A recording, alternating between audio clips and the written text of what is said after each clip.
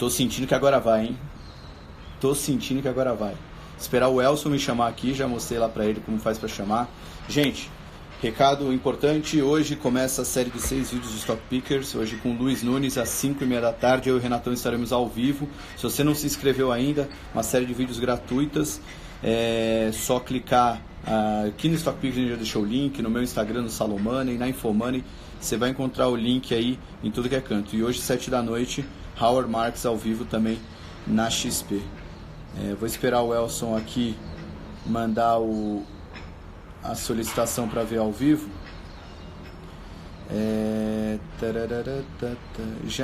Seja mais otimista, Rodolfo. Esse pensamento aí negativista aí não rola. Vou deixar aqui aberto as visualizações de pedidos para participar da live.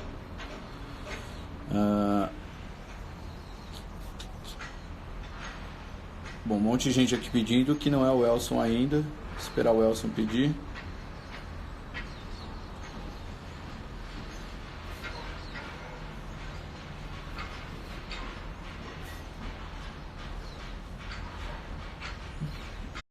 Eu tô vendo aqui a Safari. Vou chamar esse... Consegui! Finalmente. Consegui, finalmente. Agora é limite de alta na bolsa. Pronto, tomara. Fala, Elson. Tudo bom, cara? Como é que você tá? Tudo bem? Tô bem, cara. Primeiramente, bom dia. Obrigado por aceitar nosso convite aí. Galera, agora, só avisando, eu vou desabilitar os comentários aqui. E aí, se vocês quiserem mandar perguntas, vocês mandem ali no box de pergunta.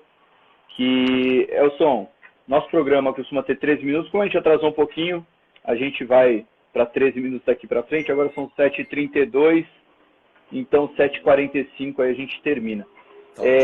Quero aproveitar seus conhecimentos de você como economista da Safari. A gente teve no final da semana passada um anúncio de um pacote de medidas aqui no Brasil. Isso. No sábado tivemos uma aparição do Paulo Guedes, que difícil não ficar otimista, eu venho no discurso do Paulo Guedes, mas acho que a mensagem mais importante é não saia do governo, que acho que o mercado estava cobrando isso.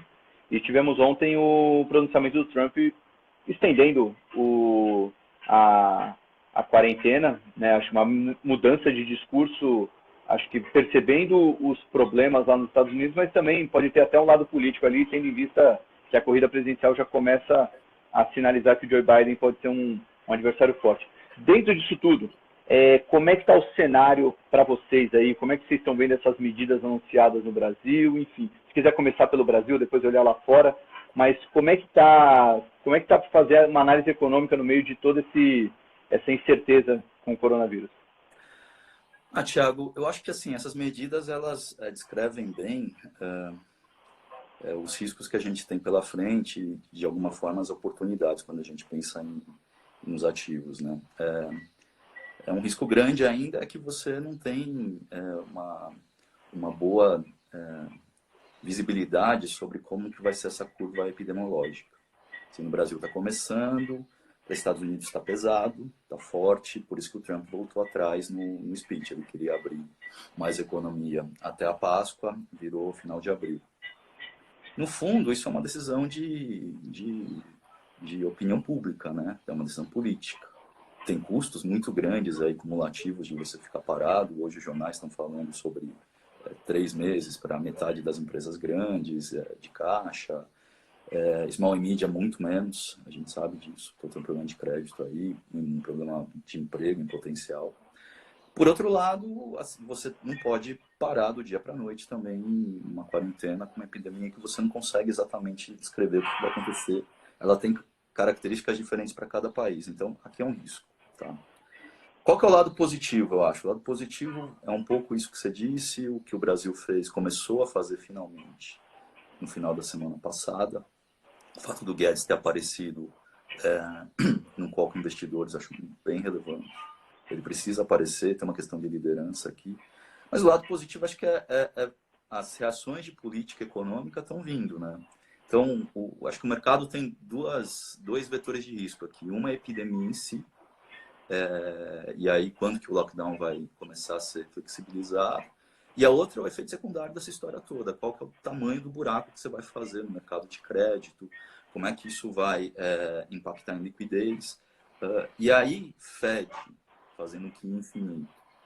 10% do PIB, que é o que tem sido, em média, a expansão fiscal nos países mais ricos. E a gente que estava atrasado nessa história agora, principalmente com essa medida do Banco Central poder comprar ativos financeiros, eu acho que a gente está com instrumentos bons aqui para pelo menos minimizar a disfuncionalidade do mercado. Isso já ajuda o mercado bastante. Acho que o mercado foi bem na semana passada, muito por causa disso. Acho que os preços ainda estão disfuncionais, então essas medidas de liquidez e a política fiscal expansionista ajudam. Mas assim, a gente só vai sair realmente do cenário de mais risco quando a gente tiver uma noção de para onde essa epidemia está indo e quando que o lockdown sai. Uhum. E sobre o Paulo Guedes no sábado, não sei se você acompanhou, o que você tira ali de saldo, né? Primeiro que é difícil tirar o ponto mais importante que ele disse, porque o cara é uma máquina de falar, né? Então, tentar destacar ali a quantidade de palavras que ele falou, mas o mais importante foi o discurso em si ou a aparição? Qual o seu saldo ali do Paulo Guedes? Olha, eu acho que a gente precisa de liderança nesse processo, porque você está fazendo um movimento muito grande de policy, não é trivial. Você dá um mandato para o BC comprar qualquer ativo financeiro é bastante forte. E você tem que explicar para as lideranças. E eu acho que o fato do Paulo Guedes ter voltado a defender essas ideias é fundamental. O Maia falou sobre isso recentemente. Isso não é uma coisa da área técnica. Não é uma coisa do burocrata, do técnico, que vai lá e convencer o congressista. Esse é um negócio que tem que vir das lideranças. O Paulo Guedes, na agenda econômica, é o grande líder. Então, foi bem importante. Outra coisa, eu acho, no Congresso, o Congresso reagiu até mais rapidamente que o governo. Ele percebeu os impactos sobre emprego, sobre economia informal, sobre queda de renda. Tudo isso, assim, o Congresso tem essa leitura do dia a dia deles lá, dos deputados com os eleitores. Agora, tem um outro aspecto dessa crise, que talvez seja até maior, que é o buraco no mercado de crédito. A gente pode deixar o mercado de crédito disfuncional. Então, isso gera sequelas depois, se não for corrigido. A gente vai voltar mais rápido ou mais devagar dessa crise toda. Eu acho que a gente volta a uma velocidade boa, mas assim, se a gente tomar as medidas corretas e proteger mais o mercado de crédito e não induzir a uma quebradeira de empresas aí nos próximos meses. Mas as medidas... Não, desculpa, só para saber, as medidas anunciadas na semana passada já endereçam esse problema de resolver o mercado de crédito? Acho que ajuda bastante, dá um instrumento para o BC, né? Quando ele pode comprar uma série de ativos, o próprio Guedes está falando... Se quiser, só para a audiência que não viu no detalhe, o que de fato foi anunciado, ou é uma PEC ainda, né? Não vai entrar em vigor agora, mas o que de fato foi anunciado? Bom, teve duas medidas lá que são importantes. Uma é mais da mão para a boca, que você vai dar um financiamento para pequena e média empresa com garantia de 85% do tesouro, usando a rede bancária, desde que as empresas não demitam, quer dizer, vai pagar folha, vai pagar direto para os funcionários. É uma boa medida, uma escala ainda pequena, uma medida muito maior do que aqueles 80 bi. O que você precisa, mas assim, isso funciona, mas não é um instrumento tão poderoso. Um instrumento poderoso é um backstop para o mercado de crédito, para evitar uma quebradeira sistêmica. Esse instrumento não existia. Ele passa a existir com o Banco Central na PEC, que ele está mandando agora para o Congresso, que o governo está mandando para o Congresso, que permite ao Banco Central comprar ativos financeiros. O que significa isso? Significa que, olha, eu estou com uma carteira performando muito mal, banco, parei de dar crédito, o Banco Central, por causa disso, o Banco Central pode ir lá e comprar, e aí vai ter que ter uma negociação, isso tem que ser feito de forma transparente, mas comprar essa carteira e botar um backstop naquela inadimplência que estava subindo. Isso continua levando, isso permite com que a liquidez flua, não fique empossada no sistema financeiro e flua para quem precisa no final, que são as empresas e as famílias. Então a gente criou um instrumento poderoso. Essa injeção de dinheiro, praticamente uma injeção de dinheiro aí do Banco Central, já tinha acontecido antes no Brasil?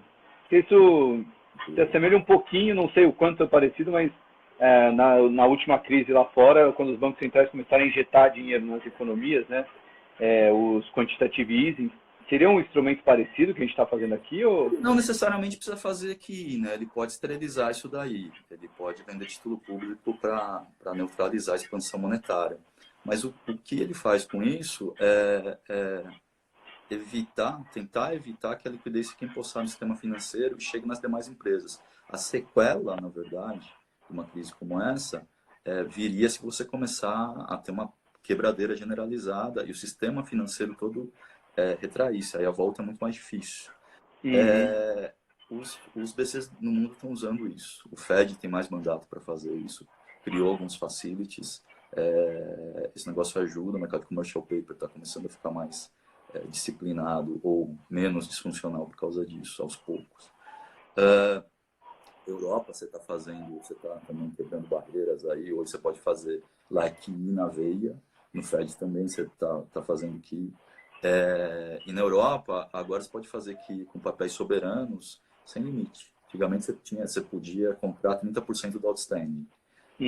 Agora você pode comprar o quanto tiver. Então, você está tirando os limites para a ação do policy. Isso é super importante. Mas assim, é importante dizer que tem que passar no Congresso. É uma PEC, não é trivial. Mas por isso a liderança é importante. O QI, para o ouvinte espectador mais novo do mercado, é a sigla em inglês para o Quantitative Easing, que é esses programas de injeção de liquidez que os bancos centrais lá fora adotaram bastante na última crise e estão voltando aí a fazer. Elson, o nosso tempo está acabando e tem outras coisas que eu queria saber, mas o pessoal aqui já mandou aqui nos comentários querendo saber como está o posicionamento do fundo. Tendo em vista esses acontecimentos, tanto aqui em Brasil quanto lá fora com os anúncios dos bancos centrais, a forte queda que a gente já teve, agora é uma hora de ficar com uma postura mais construtiva ou ainda está muito incerto para tomar qualquer decisão? Como é que vocês estão na carteira da Safari? Tiago, o que a gente fez? Assim, a gente entrou comprado nessa história toda, a gente não conseguiu antecipar toda essa queda de atividade, estresse financeiro que veio disso, foi muito rápido. E pior, né? Começou no carnaval, então é muito difícil operar isso tudo. A impressão que a gente tem, assim, quando você olha para um horizonte mais longo, vamos pensar no horizonte de 6 meses, talvez até um ano, que é o horizonte do investidor de ações, que deveria ser um horizonte para o investidor de ações, é uma compra, claramente. No pior dos mundos você consegue traçar, no pior cenário, você tem uma vacina ou você tem uma terapêutica em tratamento, esse negócio está vindo. Então, a epidemia sai da frente. A questão que você tem que olhar então, é como carregar isso e quais as consequências que isso pode ter para a economia, se essas consequências perduram ou não. A gente diminuiu posição mais lá pela segunda semana de março, primeira para segunda, porque os mercados começaram a ficar completamente disfuncionais. Você tinha a bolsa caindo com Treasury abrindo, ouro caindo, quer dizer, as correlações não estavam funcionando. Era basicamente o mercado buscando liquidez. A gente baixou posição e começamos a comprar novamente quando ficou um pouco mais clara que a reação, tanto do fiscal quanto dos BCs, estava a caminho. Tá? Hoje, a gente está perto de 80% net comprado. A gente veio lá a gente reduziu bastante, a gente teve uma perda, a gente entrou muito comprado, reduziu bastante e agora a gente está colocando posição gradativamente.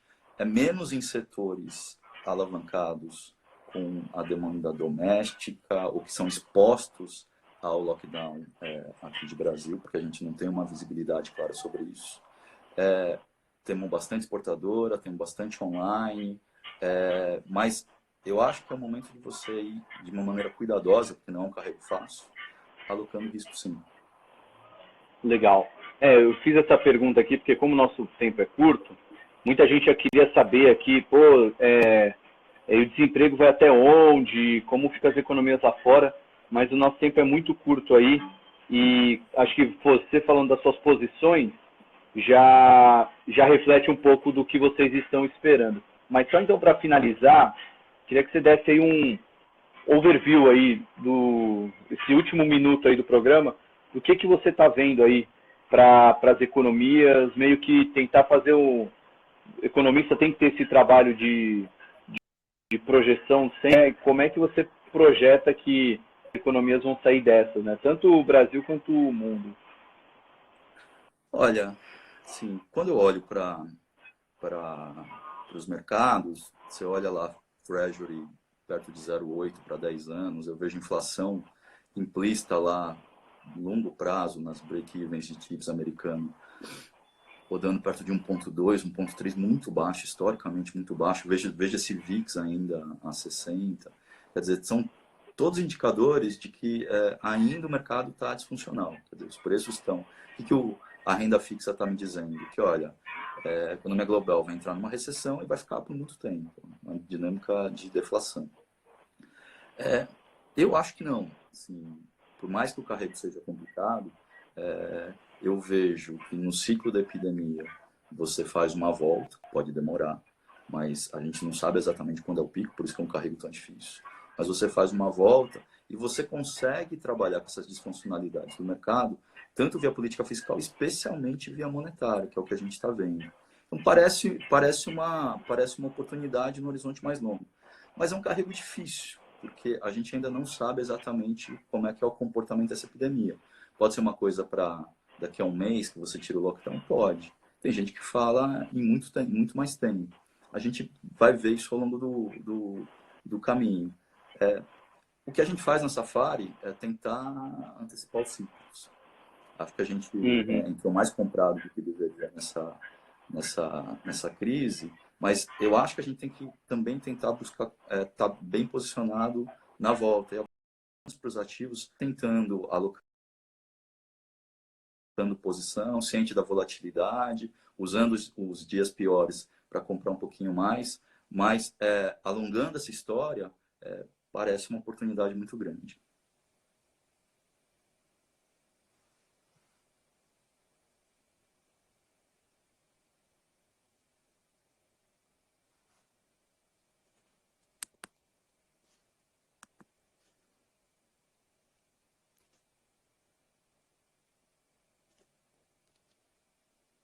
Está me ouvindo, Thiago?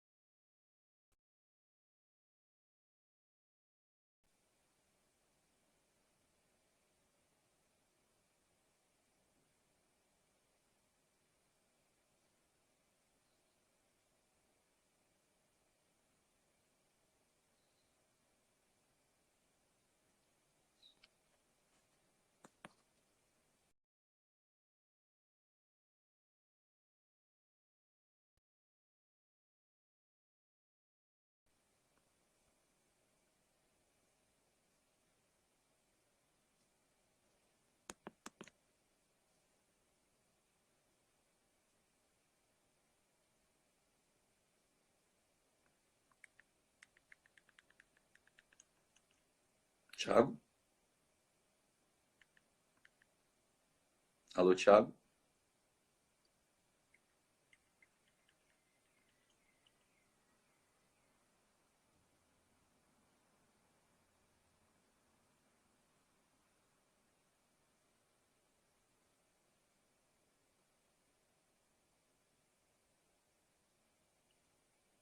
Thiago?